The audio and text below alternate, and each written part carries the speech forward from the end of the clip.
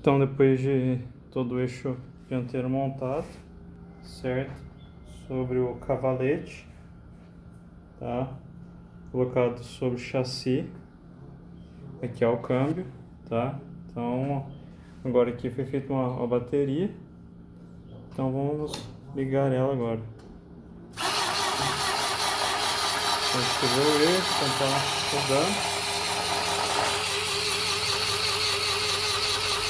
Tá, aqui é o comando de Volvo, que é o câmbio. Então aqui ó, engatou a primeira, tá?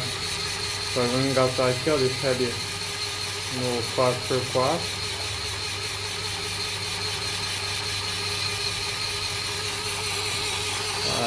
Aí ó, engatou o 4x4, vamos ao outro eixo. Esse aqui, então tá funcionando o motor. Vamos engatar a primeira, conta aqui um segundo. A primeira aqui já é um pouquinho mais lenta.